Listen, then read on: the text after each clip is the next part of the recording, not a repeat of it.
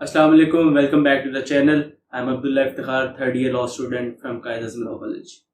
हाल ही में इंटरमीडिएट के एग्जाम हुए हैं और उसके बाद बहुत से स्टूडेंट्स लॉ को एज ए कैरियर परस्यू करेंगे। इसलिए हमने सोचा क्यों ना हम लॉ के ऊपर एक ब्रीफ वीडियो बना दें जिसमें हम उसका eligibility criteria, fee structure, merit, scope, universities को डिस्कस करें। आज इसीलिए आपके सामने हाजिर हुए हैं। इंशाल्लाह हम वन बाय वन करके इन सारे क्वेश्चंस के ऊपर बात करेंगे। सुप्रीम कोर्ट ऑफ पाकिस्तान के फैसले के बाद अब सिर्फ LLB 5 इयर्स का हो गया, जिसको LLB ऑनर्स कहा जाता है। इससे पहले 3 साल LLB भी हुआ करता था जो आप बैचलर्स के बाद कर सकते थे। बट अगर अब कोई एडमिशन लेना चाहेगा तो वो सिर्फ इंटरमीडिएट के बाद ही या उसके equivalent degree FA, FSc, ICOM और भी जो इसके इक्विवेलेंट डिग्री है उसको करके आप LLB में एडमिशन ले सकते हैं और इसको LLB ऑनर्स कहा जाता है। ये 5 साल का कोर्स है और उसके बाद आप लॉ को एज अ प्रोफेशन परस्यू कर सकेंगे आफ्टर LLB ऑनर्स। पाकिस्तान के अंदर 3 तरह के लॉ हो रहे हैं। एक है LLB ऑनर्स जिसको हम लोकल लॉ कह रहे हैं, उसके बाद एक LLB शरिया आ रहा है और एक एक्सटर्नल लॉ है। एक्सटर्नल लॉ करने के बाद भी आप पाकिस्तान के अंदर प्रैक्टिस कर सकते हैं। इसके बाद हम अपने नेक्स्ट पॉइंट की तरफ जाते हैं जो है एलिजिबिलिटी क्राइटेरिया।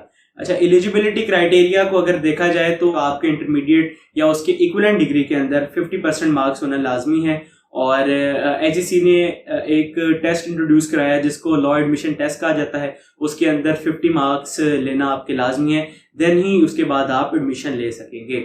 हमारा नेक्स्ट पॉइंट है मेरिट। अगर आप गवर्नमेंट सेक्टर के अंदर देखें तो ये मेरिट 70% से स्टार्ट होगा और मैक्सिमम 85 to 87% तक ये मेरिट जाता है LLB ऑनर्स के लिए। और इसी तरह LLB शरिया जो इस्लामिक यूनिवर्सिटी इस्लामाबाद से कर रहे हैं उसका मेरिट तकरीबन 80 से स्टार्ट होके 90 के राउंड अबाउट जाता है। और हम प्राइवेट सेक्टर में आ जाते हैं तो इसमें सिर्फ आपके 50% मार्क्स होना लाजमी है और लैट के अंदर 50 मार्क्स रिक्वायर्ड है। हमारा फोर्थ पॉइंट है फी स्ट्रक्चर।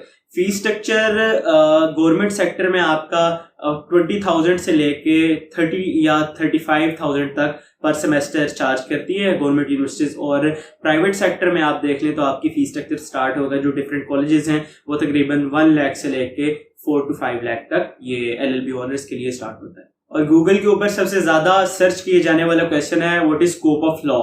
पाकिस्तान के अंदर एज अ लॉयर क्या स्कोप है या एज अ लॉ ग्रेजुएट आपके पास क्या क्या अपॉर्चुनिटीज हो सकती हैं और किस तरह आप इस प्रोफेशन को परस्यू कर सकते हैं। तो इसके ऊपर थोड़ी सी रिसर्च के बाद मैंने सोचा कि क्यों ना हम आपके साथ एक वीडियो बनाएं जिसमें हम इसके स्कोप को थोड़ा सा डिस्कस कर लें कि आप बैचलर्स करने के बाद LLB की डिग्री हासिल करने के बाद क्या क्या कर सकते हैं। सुप्रीम कोर्ट ऑफ पाकिस्तान की तरफ से एज लिमिट और LLB 3 इयर्स को 5 इयर्स में कन्वर्ट करने की वजह से अब बहुत ज्यादा लोग लॉ में एडमिशन ले रहे हैं। और पहले भी लॉ में क्योंकि वकला की बहुत ज्यादा तादाद है but there is always a room at the top. सिर्फ हमें नॉर्मल यही पता होता है कि जी LLB करने के बाद हम एक वकील बन सकते हैं और डेट्स इट। ऐसा बिल्कुल नहीं है। LLB के बाद आपके पास बहुत ज्यादा अपॉर्चुनिटीज होती हैं जिसको आप अवेल कर सकते हैं और एज अ लीगल कैरियर आप परस्यू कर सकते हैं। पहली आ जाती है कि आप LLB करने के बाद एज अ लॉयर प्रैक्टिस करें। इसके लिए आप अपनी लॉ डिग्री कंप्लीट करने के बाद एक गैट के नाम से टेस्ट है जिसको क्लियर करने के बाद आपको पंजाब बार काउंसिल का लाइसेंस मिलता है। और उसके बाद 2 साल लोअर कोर्ट में प्रैक्टिस करने के बाद आपको हाई कोर्ट का लाइसेंस मिल जाता है। और इसके अलावा आपके पास जो एक अपॉर्चुनिटी है वो है सिविल जज के एग्जाम।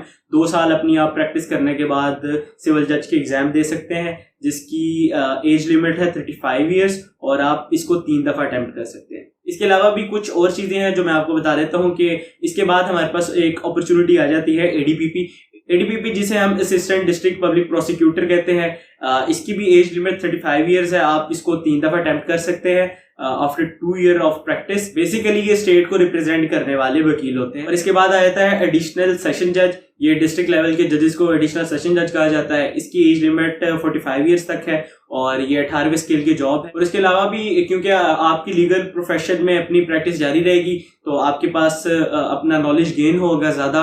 और इसके बाद आपके पास जो एक ऑप्शन आ जाती है वो है कि हाई कोर्ट के डायरेक्ट जस्टिस भी आप सेलेक्ट हो सकते हैं। तो आप 45 से लेकर 62 इयर्स तक हाई कोर्ट के जस्टिस सेलेक्ट हो सकते हैं। इसके लिए आप जितनी प्रैक्टिस करेंगे, जितना आपका नाम बनेगा, जितने आप अच्छे वकील होंगे और आप इसी तरह आपके चांसेस ज्यादा हो जाएंगे हाई कोर्ट का जस्टिस में। उसके बाद DDPP आया था जिसे डिस्ट्रिक्ट पब्लिक प्रोसिक्यूटर कहा जाता है। ये भी गवर्नमेंट लेवल के ऊपर जॉब है और आप स्टेट की तरफ से एज अ लॉयर अपॉइंट हो जाते हैं।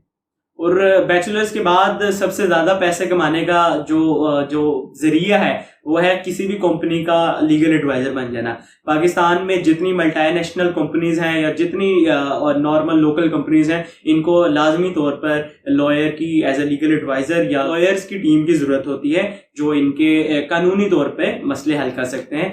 आप नैब में as a legal adviser job हासिल कर सकते हैं। एक्साइज में, पाकिस्तान एयरफोर्स, नेवी, मिलिट्री, जितने भी आपकी फोर्सेस हैं उनमें भी आप बैचलर्स के बाद जा सकते हैं।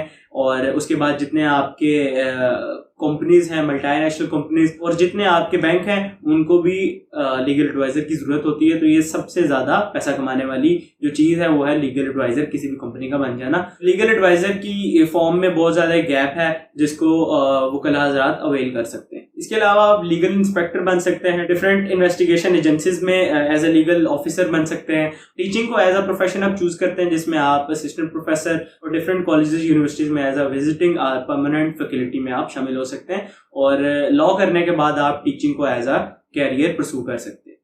इसके बाद अब यूनिवर्सिटीज की बात कर लेते हैं क्योंकि एडमिशन बिल्कुल स्टार्ट होने वाले हैं यूनिवर्सिटीज में। कुछ यूनिवर्सिटीज में एडमिशन स्टार्ट हो गए होंगे, तो आप अभी से अपनी रिसर्च जारी रखें। जो पाकिस्तान में गवर्नमेंट सेक्टर में टॉप क्लास यूनिवर्सिटीज जो लॉ करवा रही हैं वो है Quaid-e-Azam university Islamabad, international Islamic university Islamabad और पंजाब यूनिवर्सिटी लाहौर, उसके बाद इस्लामी यूनिवर्सिटी बहावलपुर और गुजरात यूनिवर्सिटी, और डिफरेंट जितनी भी गवर्नमेंट सेक्टर की यूनिवर्सिटीज है ना उसमें लॉ का डिपार्टमेंट मैक्सिमम में है।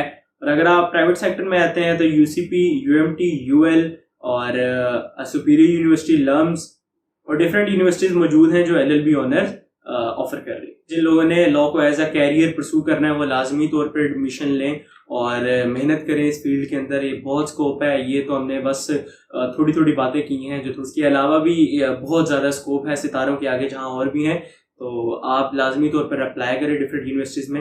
ये थी आज की वीडियो। और अगर आपको किसी भी तरह का मसला हो, किसी भी तरह की इंफॉर्मेशन चाहिए हो तो आप हमें इनबॉक्स कर सकते हैं। इंशाल्लाह आपको अच्छे तरीके से गाइड किया जाएगा। मुलाकात होगी आपसे नेक्स्ट वीडियो में। तब तक के लिए अल्लाह हाफिज़।